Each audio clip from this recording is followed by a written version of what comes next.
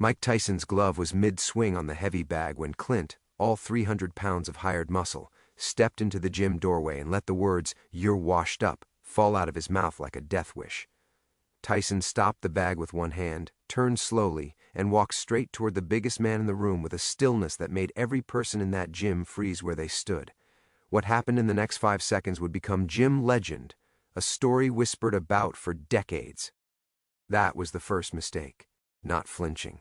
What happened in the next 5 seconds would become Catskill gym legend, a story whispered about for decades by trainers, sparring partners, and the kind of guys who tape their own knuckles and never compete but know everything about fighting. Let me take you there. It's 1987. Mike Tyson is the undisputed heavyweight champion of the world. 20 years old, he has already dismantled Trevor Berbick, knocked out Larry Holmes, and turned every man who stepped into the ring with him into a cautionary tale. He is not a normal boxer. He is a force that other forces stay away from. And on this particular afternoon, in a gym in the Catskill Mountains of upstate New York, he is working, not posing, not doing interviews, working. Kevin Rooney is holding mitts in the corner, calling out combinations. Tyson is firing back. 1-2, slip, 3-4-3. His hands are fast, but what makes you stare is the torque. Every punch rotates through his entire body. His feet pivot, his hips whip, his shoulders snap. And the sound that comes off those mitts is not a slap. It's a crack. It sounds wrong. It sounds violent even when it's practice. There are maybe 15 people in that gym, a few sparring partners waiting their turn. He started talking, not to Tyson, to the guy standing near the water cooler. 3 sparring partners, big men themselves, all over 220 pounds, all wearing headgear around their necks and sweat on their foreheads. "He's fast, I'll give him that," Clint said, not quietly. One of the sparring partners, a guy named Darius who had worked with Tyson for months, glanced at him. "Fast ain't the half of it." Clint crossed his arms. "In the ring, sure, but outside those ropes a boxer is limited. You understand what I'm saying? Take away the gloves, take away the ref, and what's he got? He's got 2 hands and nothing else." Darius looked at Clint the way you'd look at someone who just told you they could outswim a shark. Pure disbelief mixed with pity. "Brother," Darius said, "I would stop talking." Clint didn't stop talking. Here's what nobody tells you about guys like Clint. They've spent years being the biggest man in every room.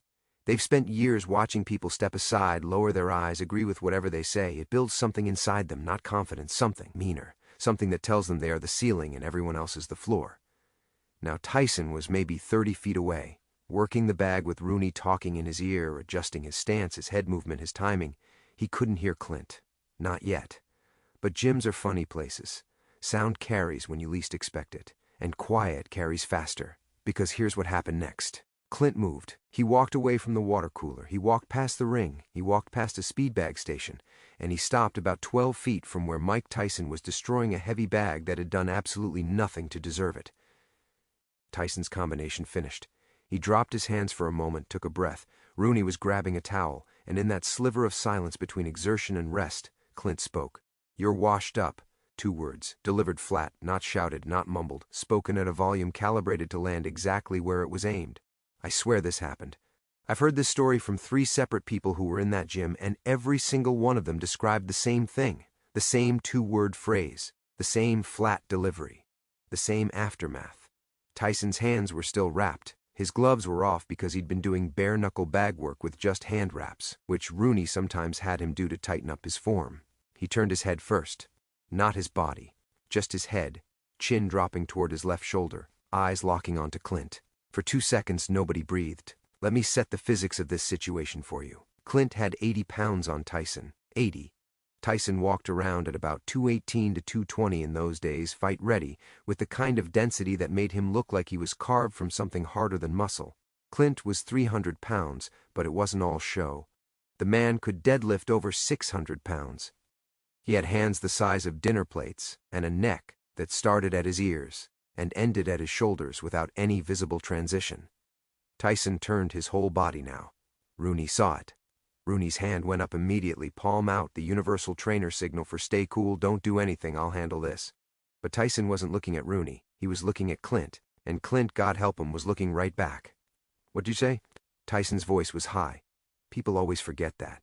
Mike Tyson's voice is high-pitched, almost gentle-sounding. It throws people off. They expect a growl.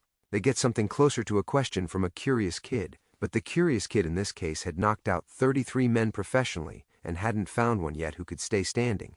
Clint took one step forward, not a threatening step, a corrective one, the kind of step a teacher takes toward a student. I said you're washed up, you're the champ in a ring, but out here, real world, a boxer only knows one thing, and one thing isn't enough.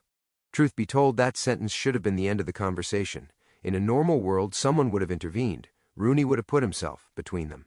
The sparring partners would have grabbed Clint, the promoter friend would have dragged him out, but none of that happened, because everyone in that gym was frozen, not from fear, from fascination, because they had all seen what Tyson did to professionals, to trained fighters, to men who had spent their entire lives preparing for exactly the kind of violence Tyson delivered. And now here was an amateur, a civilian, a man who guarded nightclub doors for a living, standing 12 feet from the most dangerous fighter alive and telling him he wasn't enough. Tyson stepped forward. Not slowly, not dramatically, he just closed distance, 3 steps, and suddenly the gap between them was maybe 4 feet. Rooney moved fast behind him, saying something none of the witnesses can agree on. Some say it was Mike, don't. Some say it was not here. One guy told me Rooney just said hey in a sharp tone, it didn't matter. Clint squared his hips. Now, I want you to understand what this looks like when a 300-pound man with martial arts training squares his hips. It's a fighting stance without declaring it's a fighting stance. His weight shifted to his back leg. His hands came slightly away from his body. He wasn't throwing up a guard. He was preparing. He believed, genuinely believed, that his size and his aikido and his years of real-world violence gave him something Tyson didn't have. He believed he could redirect any punch thrown at him. He believed he could absorb a first shot and counter with a joint lock or a takedown. He believed 300 pounds of trained mass against a 220-pound boxer was a mismatch in his favor. He was about to find out exactly how wrong a man can be. You want to know the thing about real violence? I'm talking about the kind that has no referee, no bell, no 8 count. It doesn't announce itself. It doesn't build.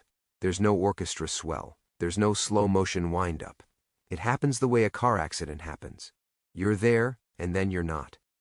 Tyson didn't say another word. His left hand moved first, not a jab, a feint.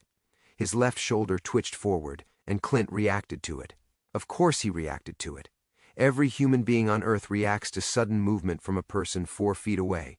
Clint's hands came up, his weight shifted, and for a fraction of a second, his chin lifted. Just a fraction, just enough. Tyson's right hand came over the top. Keep this in mind. A professional heavyweight's right cross generates between 700 and 1,200 pounds of force.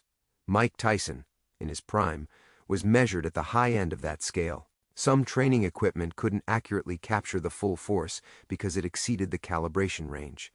His right hand, thrown with full hip rotation and planted feet, delivered more concentrated impact than most car crashes. Clint took that punch on the left side of his jaw. The sound it made was not a crack. It was a thud. Heavy, wet, dense. The sound of something structural giving way. Clint's head snapped to the right so fast his whole body followed. His knees buckled, not in stages, but all at once. His 300-pound frame dropped straight down, not backward, down. His legs folded under him and he hit the gym floor on his right side, his shoulder bouncing once against the concrete under the thin rubber matting. 5 seconds. That's all it took from you're washed up to you're on the floor. 5 seconds. Clint's eyes were open, but they weren't seeing anything in this zip code. His mouth was open. His right hand was twitching against the floor. His left arm was pinned under his body. He was conscious, technically.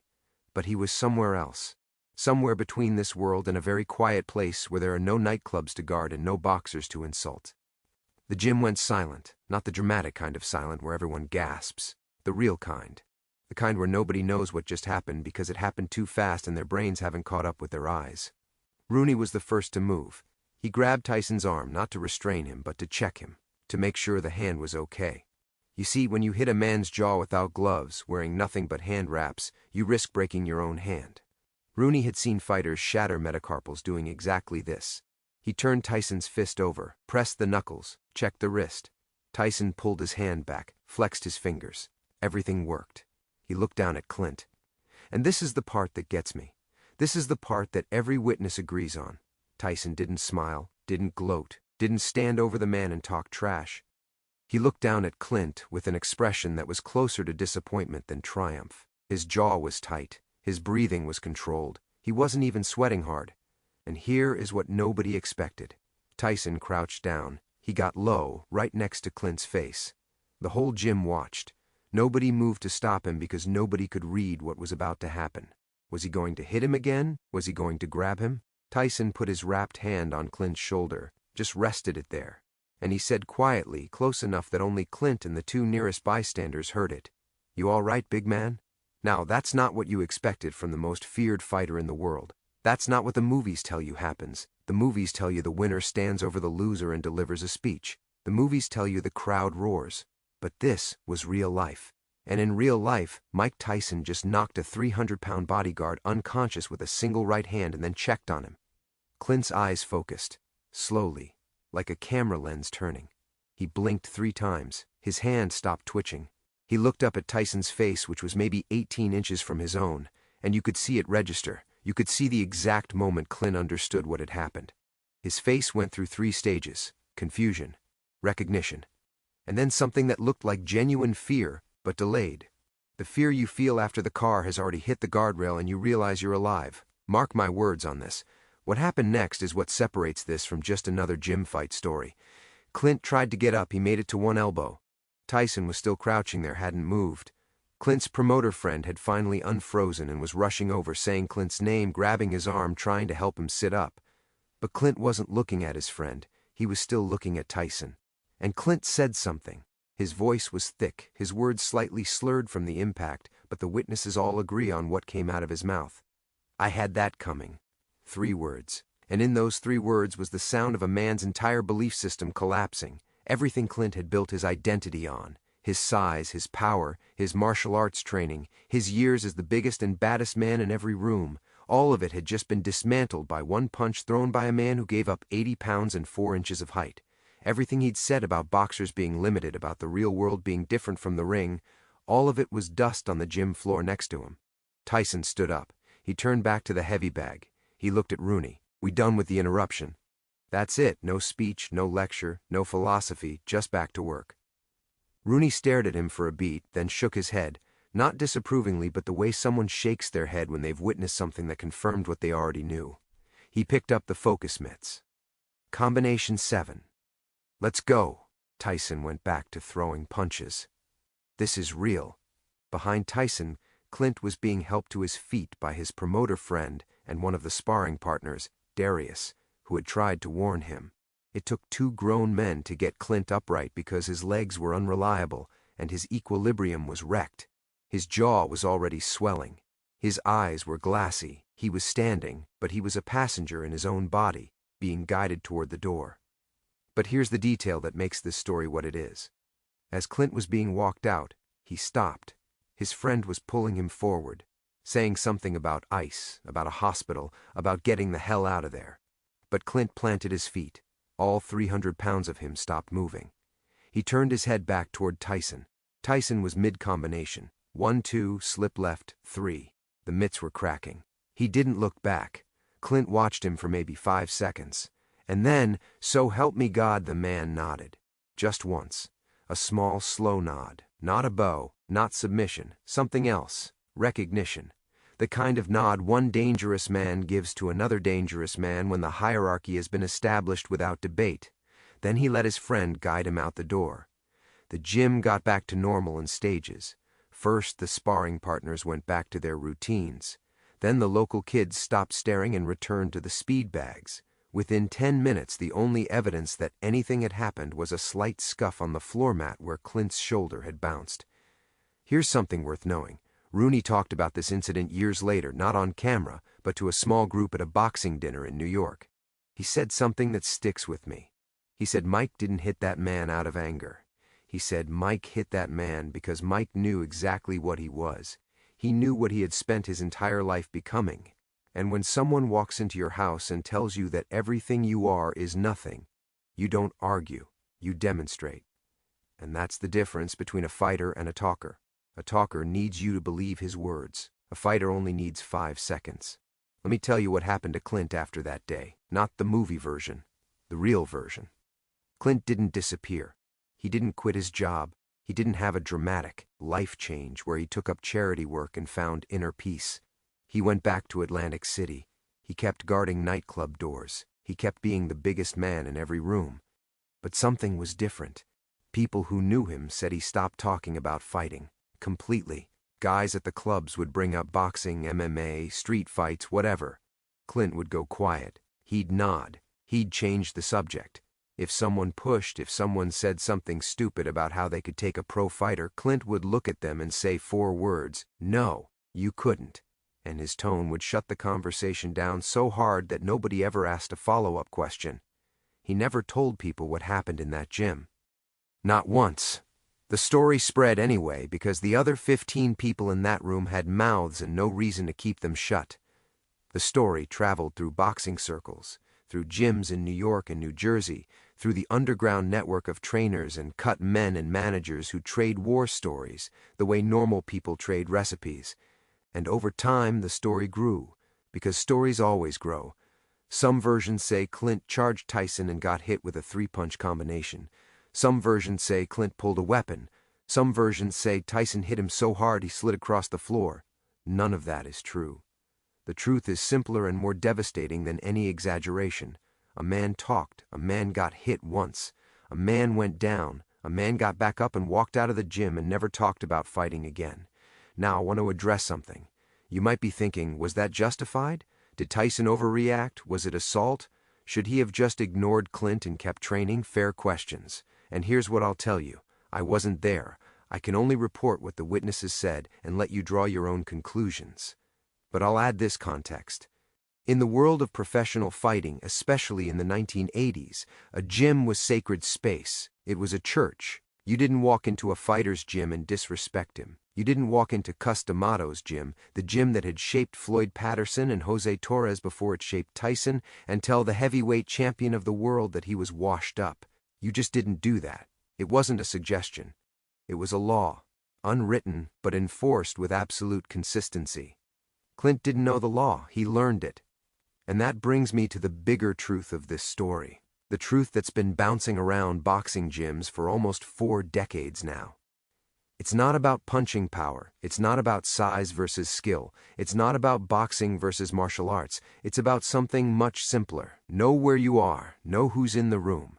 And for God's sake, know the difference between a man who talks about violence and a man who lives inside it. Tyson lived inside it. From the time he was 13 years old and Cus D'Amato started reshaping him from a troubled kid in Brooklyn into a precision instrument of destruction, violence was not something Tyson did. It was something Tyson was. He didn't train to fight. He trained to end fights. Every combination, every slip, every head movement was designed with one purpose: to close distance, find the chin, and turn the lights off. He had been doing this since before he could drive a car. By the time he was 20, he had more knockouts than most fighters accumulate in a career. He wasn't developing, he was already there. Clint walked into that reality with his Aikido and his deadlift numbers and his 300 pounds and his belief that the real world was different from the ring. And he found out that the real world is wherever Mike Tyson is standing. Cross my heart. This is the part of the story that always gets to me. Months later, according to one of the sparring partners who kept in loose contact with the Atlantic City boxing scene, someone asked Clint directly about Tyson. This was at a bar, late at night, after a few drinks had loosened the usual seal Clint kept on the subject. The person who asked didn't know the gym story. They just asked casually, "You ever see Tyson fight live?" Clint put his drink down. He looked at the guy for a long time, and then he said, "I didn't see it, that's the problem, I didn't see it." He meant the punch, the right hand that put him on the floor. He never saw it coming. A man who had spent years reading body language, scanning rooms for threats, assessing danger for a living, a man whose entire profession was about seeing trouble before it arrived, did not see a single punch thrown from 4 feet away. That's what Mike Tyson was. That's what peak Tyson delivered. Violence so fast and so precise that a trained professional standing close enough to smell the canvas on his hand wraps could not detect it before it landed. You want to know what power looks like? It doesn't look like 300 pounds. It doesn't look like a deadlift record. It doesn't look like a black polo stretched over massive arms. Power looks like a 5'10", 220-pound kid from Brownsville who can put you on the floor before your brain registers that he's moved. That's the story. That's the legend. A bodyguard walked into a gym, said 2 words to the wrong man, and spent the rest of his life unable to talk about fighting without remembering the floor. If this story hit you the way it hit me, subscribe to this channel, 'cause I've got more of these. More stories that never made the highlight reels. More moments that happened behind closed doors and in half-empty gyms and in the spaces between the fights everyone saw. The real stories. The ones that tell you who these fighters actually were when nobody was counting pay-per-view numbers. So here's how the legend settled. It didn't settle with a bang. It settled the way all true stories settle, quietly, in pieces, over years. Tyson never mentioned Clint. Not in interviews. Not in his autobiography. Not in the one-man show he performed on Broadway decades later, where he laid his entire life open and talked about things far more painful and far more personal than a gym incident with a bodyguard. To Tyson, it was nothing, a Tuesday, an interruption between combinations 6 and 7. A man talked, a man got corrected, and the training continued. That was the business. That was the life. That was what the gym was for. And maybe that's the most devastating part of the whole thing. For Clint, it was the most significant 5 seconds of his life. A moment that restructured his understanding of himself, of violence, of what he was and what he wasn't. He carried it for years. He carried it quietly, in bars, in nightclub doorways. In every moment someone brought up fighting and he went silent. For Tyson, it was a Wednesday workout he probably forgot by Thursday. That's the gap. That's the distance between a man who thinks he's dangerous and a man who actually is. One of them remembers every detail. The other one went back to hitting the bag. Rooney called out the next combination.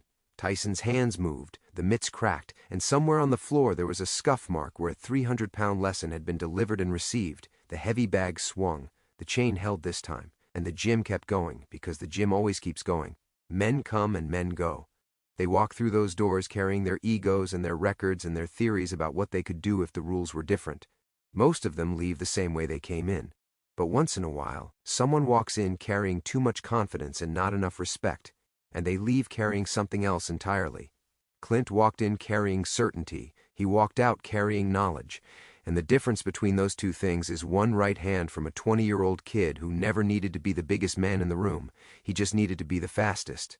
Tyson finished his workout that day. He showered. He ate. He slept. He woke up the next morning and did it all again. Because that's what champions do. They don't dwell on the men who doubted them. They don't frame the moments of vindication. They go back to work. They throw the combination again. They listen to the trainer. They stay in the gym when everyone else has left. Clint went home with a swollen jaw and a rearranged worldview. He told his promoter friend never to take him to a boxing gym again. The friend reportedly laughed for about 45 minutes straight during the drive back to Atlantic City. Their friendship survived. The ego didn't. Years passed. Tyson's career rose higher, then fell, then rose, then fell again, in ways that were far more dramatic and far more painful than anything that happened in that gym. His life became the kind of story that no single YouTube video can contain. But in all the chaos, in all the trials and triumphs and tragedies that followed, that moment in the Catskill gym remained exactly what it was. A 5-second answer to a question nobody should have asked. You're washed up? No, you're on the floor. That's the legend. And legends don't need to be long. They just need to be true. The bag swings, the chain holds. And somewhere, in a gym you'll never visit, the echo of that right hand is still the loudest thing in the room.